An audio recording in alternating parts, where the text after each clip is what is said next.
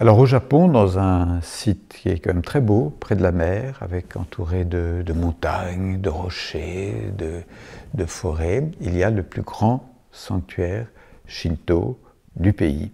Et tous les 20 ans, depuis maintenant 14 siècles à peu près, on construit un sanctuaire tout neuf à côté de l'ancien. Les deux cohabitent pendant quelques mois. Et on va transférer Amaterasu, qui est la déesse du soleil, qui est la principale déesse de la religion Shinto, qui est la religion de base du Japon, qui est antérieure même à l'arrivée du bouddhisme. On va la transférer de l'ancien sanctuaire au nouveau sanctuaire. Quelques semaines vont ensuite passer et l'ancien sanctuaire va disparaître. Alors là, il y a quelque chose qui est quand même très contraire à notre mentalité, c'est que quand vous interrogez les Japonais, ils vous disent « mais c'est le même ». Il a été transféré, il a été reconstruit un nombre considérable de fois, mais pour eux, c'est le même. C'est-à-dire qu'ils n'ont pas l'idolâtrie de la vieille pierre, ce qui compte, c'est l'esprit. Or, le nouveau sanctuaire va recevoir l'esprit de l'ancien par un rituel qui a eu lieu le 2 octobre 2013, la nuit, des prêtres dans des costumes liturgiques absolument magnifiques, avec des sons de tambours, etc., vont sortir Amaterasu qu'on ne voit pas. Car il se trouve que cette déesse, qui est la déesse principale du Shinto, cette déesse est symbolisée par un miroir. C'est une symbolique très riche. On pourrait y revenir un jour, d'ailleurs, pour expliquer pourquoi, justement, par rapport à un mythe, il y a un miroir.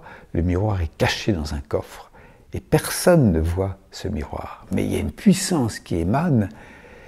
Et dans la spiritualité japonaise, la puissance est d'autant plus forte que justement elle est invisible dans le coffre, le miroir. Et les prêtres vont sortir de l'ancien sanctuaire, vont faire tout un tour dans la forêt sacrée à la lueur de torches. Donc c'est magnifique, c'est très impressionnant à ce moment-là, d'autant plus que on a dit que le dieu du vent, à ce moment-là, s'était mis à souffler. C'est vrai, j'y étais, j'ai entendu du vent. Enfin, était-ce le dieu ou pas? Je suis tout à fait prêt à le croire.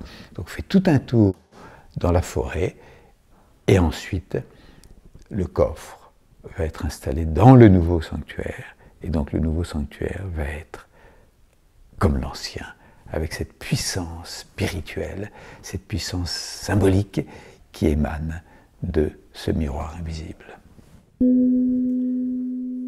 Une des caractéristiques du Shinto, c'est que la plupart du temps, les dieux, les déesses, qui s'appellent là-bas les kami, ne sont pas représentés. Je dis la plupart du temps, il y a comme toujours des petites exceptions qui permettent justement d'exciter un peu les méninges. Mais admettons qu'on ne les représente pas.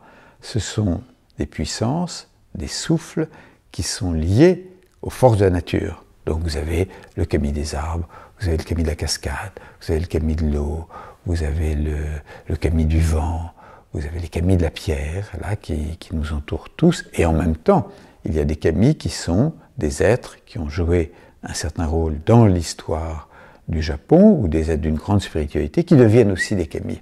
Donc nous sommes, d'après le Shinto, tout le temps entourés de kami.